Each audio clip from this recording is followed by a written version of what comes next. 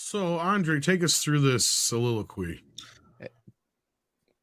Let's see what the extremely verbose showrunner of Willow had to say. Now, this is the first time I'm reading it out loud, so bear with me. Dear Willow supporters and vocal opposition, you guys get in here too.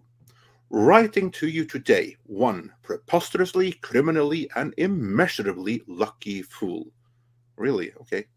The outpouring of kind words, support, and passion for our shabby, idiosyncratic little show has been nothing short of mind-blowing and profoundly moving, not just for me, but for everyone who worked their butts off on it. We're all inexpressibly grateful and thrilled that you enjoy watching it almost as much as we enjoy making it. Even those of you who didn't enjoy it, yet stuck with it for 8 hours to critique each episode and let us know exactly which choice you weren't a fan of, thank you, all 12 of you. That too, I put that in there. He didn't actually say that, but he might as well have. That too is its own incredibly specific form of flattery, and we appreciate it. As a life as a lifelong devotee of Deadline Hollywood, I also appreciate that punchy headlines drive clicks. So I understand how Willow cancelled after one season on Disney Plus is fun and juicy. However, as I'm nearly certain I've had more conversations about this in the last couple of weeks than Nelly Andreeva, of whom I remain an ardent fan, this would be the reporter at Deadline Hollywood who broke the scoop that it was cancelled. Where was I? Oh, yeah. I feel fairly confident that, if asked, neither I nor the folks at Lucasfilm would or have actually characterized it that way. So he's mincing words. The truth is less splashy, but here it is. A decision was made last week to release our main cast for other series opportunities that may arise for them in the coming year. With all the TV and movies in productions around the world, it feels unfair to limit an actor's availability without a clear sense of when you're going to need them again. It's further trivialized by simple reality that the scripts we've been working on require just as many actors from our first season, with whom no such contractual hold exists. Nothing prevented Annabelle Davis, for example, from taking another show, but you better believe Mims appears in every single Volume 2 chapter. If you're asking what this means for you as a viewer or me as the creator, here's what I think it means. Due to forces much larger and more intricate than I would ever pretend to fully understand, production of streaming shows is slowing down across the entire industry, and Willow won't resume filming in the next 12 months. Interesting. Well, hold that thought. But here's what's equally true. With the enthusiastic and unwavering support of Lucasfilm and Disney, we've developed and written what we hope is a brain meltingly fun, richer, darker, and better Volume 2, which builds on the characters and story of our first 8 chapters. The worm survives. And then we move on to the second page, because we're not done yet. This guy is verbose. Volume 2 is all about courage, desire, acceptance, and the comedy and beauty to be found even in the darkest places and moments. It's about the end of blah blah blah, nobody cares. Moving on. I am confident I Yeah, get to speak the good for shit. everyone involved when I say that we'd all like nothing more than to deliver Volume 2 on the scale expected and demanded by the story we're telling. Are we going into pre-production? Not right now. Does that mean we're never going to make it? No. Absolutely not, is what he said. 3 weeks ago, we got the third season of Party Down, 13 years after season 2. Oh, yeah, that has everything to do with each other. And then he continues rationalizing. Between seasons 2 and 3 of Atlanta, 4 years. Curb Your Enthusiasm, seasons 8 and 9 had a hiatus of 6 years. Not to mention, this little movie I love called Willow that didn't get its well-deserved sequel for 35 years. And then yada yada, more blah blah blah. As for me personally, I've been working on Willow for nearly 5 years. I've had the privilege, blah blah blah, nobody cares. Moving on to the final page. We are seeing the end now. I know the fandom can be divisive. I know sometimes people say mean things, but I gotta tell you, from deep inside, that has not been my experience at all. Well, of course, you're in an echo chamber. I love all you guys, and I relate and identify with every single person who's passionate about Star Wars, Indiana Jones, and Willow, even if we crave slightly different things from them. I think an open dialogue and fan involvement only enriches these worlds as they grow larger, fuller, and more inclusive. I have the best job in the world, and if you think I don't deserve it, you're absolutely right. No one deserves to have this much fun at work. I love everyone I've had the tremendous good fortune to collaborate with these past 9 years, and I couldn't be more excited for what lies ahead. Ignore the bird, follow the river. I promise it'll take you where you need to go. Love, John. You know what's funny about those volumes there? They're the same colors as the extended editions of the Lord of the Rings DVD versions. Yeah, that's They even have like the same kind of bars and stuff on them. well, obviously because he photoshopped them and just yeah, for those who may not know what I'm talking about, here you go. Boom. That's what I'm talking about. Oh my god. Yeah.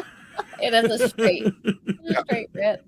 Are you original DVD versions of the extended cuts of Lord of the Rings back when Robert Meyer Burnett made them, actually. Yeah. Yeah, that's a Robert Meyer Burnett production right there, and they were amazing, and they don't make them like that anymore. But anyway, now that everybody's asleep. Yeah, for those of you who are still awake, you just sat through the rationalization from the showrunner of why season 2 hasn't been cancelled, even though the actors were released from their contracts so that they can go and seek other opportunities. Well, in the next sentence, he says there really are no other opportunities because everyone is shutting down right now. Kara, what say you of this explanation? Do you think it's cancelled, or should we start looking forward to seeing how the cliffhanger gets resolved in 4 years from now? I personally don't see it happening. I mean, I'm looking at the rating right now, and it got a 2.7. What more can you say than that, really, right? It was rough. It's very rough. Critics gave it a 83, but of course, critics are critics. And the audience gave it a 66 on Rotten Tomatoes, which I don't know. It's just, I personally don't see it happening. I think this is some wishful thinking from him, like hoping that somebody is going to have an uprising like people did with Firefly. But we never got another season of Firefly. We had the movie, but we never, it's not coming back. This guy's hoping that I think it's going to be one of those where the fans just demand it. And I don't see that happening. Yeah. Chato, what do you think was behind this very long-winded statement? I have no idea. I think there's just an awful lot of narcissism going on.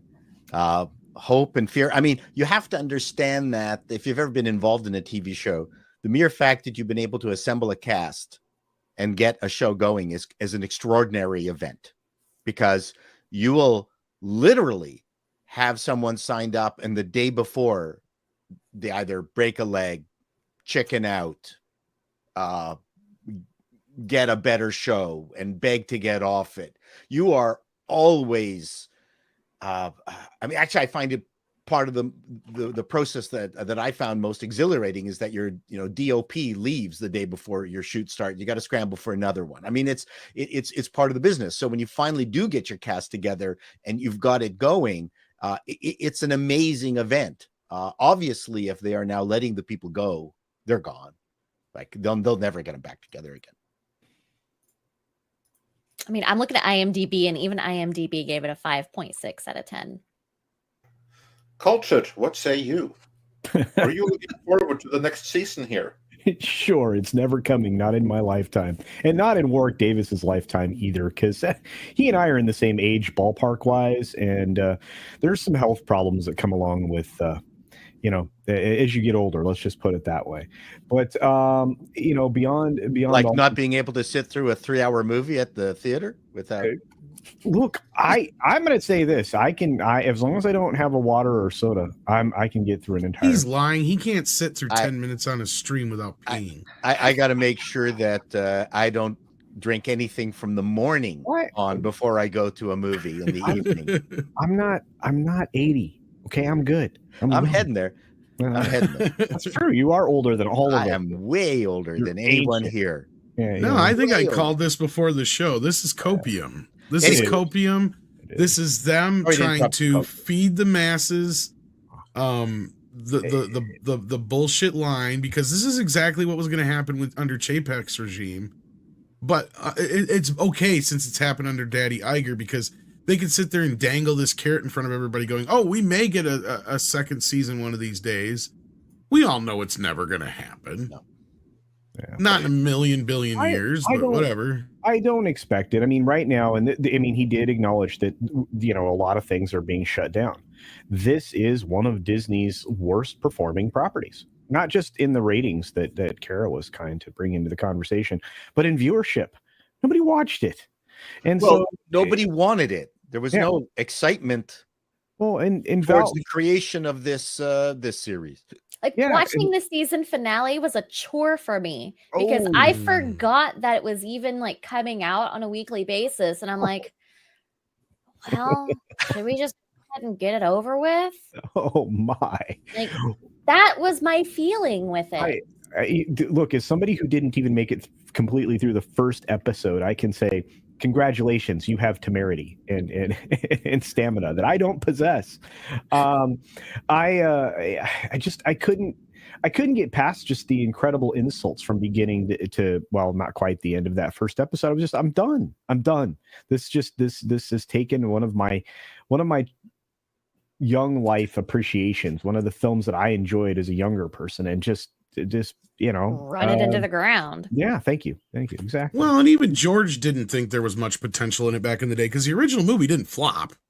It's not like it was apparently there is a book that there was actually a couple books, I think, actually, but the thing was, George, it didn't sell many toys, and it didn't make nearly as much money as Indiana Jones or Star Wars, so he didn't see it as an ongoing franchise, in a movie form or anything like that. So even then, he kind of saw it as it was a thing I did, and it's, it wasn't as big as, Star Wars, but it wasn't nearly as bad as Howard the Duck. We'll call it a win and end it there, kind of thing.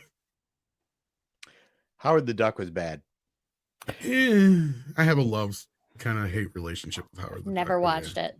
Really? It's a movie that's not nearly as bad as people say it is. I agree with you. But it wasn't Star Wars. I think it shocked me. No. The thing is it needed to be PG-13 at least. Yeah. And they should have took advantage of the fact that PG-13 was a brand new rating, because the problem is it steals a lot of stuff directly from the comics, except for Howard's personality. A lot of the stuff that's in there is from a Howard the Duck comic book, but Howard himself is defanged big time. He's sleazy. He's not as sleazy enough in the movie, is my point. Correct. They should have added just a little bit more edge to him, but yeah. Well, they had the duck titties. Was that not enough for you? Well, no, here's a perfect point. In the scene where he's talking shit through the whole movie, trying to get Beverly into bed, as soon as he gets her into bed, he chickens out or ducks out or whatever. You mean he didn't duck her? Yeah, exactly. That's not how Howard would have handled that situation. They did it for a joke, and I get it. It plays funny, right? But that's not Howard, right? Howard would have went for it. Sorry. Yeah. But getting back to this statement, there's one, what I think this is all about? I don't think this is personal copium because he's in denial. I don't think that this is for the masses. I think this is for his circle of friends in Hollywood, because I do believe that this was profoundly embarrassing. Because Disney did not announce that it was canceled. Like, of course, that never happens. No. This was leaked by Deadline Hollywood. Everyone in Hollywood knows. And for Kasdan Jr., the showrunner of this, that would have been profoundly embarrassing. I think that he feels embarrassed going to the club where he hangs out with his like-minded friends in the same social circle and everything like that, because he feels everyone is looking at him thinking, there's that guy who actually got the series canceled on Disney Plus. It was meant to go for 7 seasons and he could only last 1. Oh, poor thing. Well, sometimes it skips a generation. His dad had all the talent. That's what he's thinking, that everyone is thinking about him. And probably they are. So I think that's what this is about. This is him trying to save face. And so he puts out this really long, rather desperate statement that if he was a better writer, he could have put in 1 piece of A4 paper. Instead, he needed like 2.5 pages. Only to basically get out that, sometimes it takes a long time between seasons for seasons, and the only time it does that, those examples he were referring to, those series were canceled and got revivals.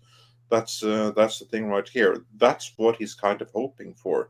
When you release the actors from the contract, It's done. you don't do that when you think you have a season 2 coming.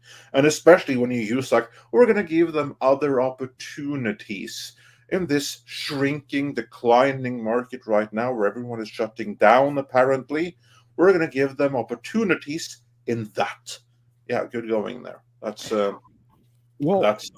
self-justification and rationalization. But I think this is Kasdan trying to save his own face in the industry. I think you're right to a large extent, and again, it's also trying to perhaps get an opportunity to work with Disney for a 3rd straight failure. I think he should just have introduced himself as the least talented Kasdan. Oh, well, there you go. So then at least we could frame his piece. Then we would get it. I'm struggling. I didn't get everything in the Kasdan gene pool. You have to understand that this is hard work for me. See, then I would have felt more sympathy. His dad ain't exactly done much of any note in the last few years either. Well, I mean, he was one of the co-writers on Force Awakens, for Pete's sake. But he's got a lot of Lucas legacy, I mean, he does, but I'm never going to take away from what he did in the past, but no. That doesn't mean he's still got it. If you get a credit, then that's all that counts. I mean, it's just one of got those a credit things. at the end of Picard. He's going to accept all the accolades that show might provide him. Well, isn't this the one that also wrote Solo, if I'm not mistaken? Yes, I think that is him. That is what I was going to say. So this is that guy, yeah. Yes, this would be that Kasdan, the son of the one who actually. There's Jake and John Jr. Yeah, right. Yeah. He's the less talented one. Well, I again, that's why I suggested that perhaps he wanted a 3rd swing at Disney Plus money or Disney money. But anyway, I mean, that's kind of what that rings to me as. But what's funny is, as you mentioned, his brother's named Jake Kasdan. Yes. And what did Hamill say he was playing? Jake Skywalker? Skywalker, I believe. Right. Weird correlation there. I don't know. Maybe that's the thing. You got a point. I don't know. I mean, look, Kasdan, back in the day, he was a writer who was willing to take chances. I agree with a lot of his issues he had with Return of the Jedi, but he basically said flat out, I couldn't do nothing. It was George's movie. And that's exactly what he sounds like. If you think I'm doing a bad impression, no. That's exactly what Jonathan Kasdan sounds like. He talks like this. Anyway, moving on. Let's get to some super chat.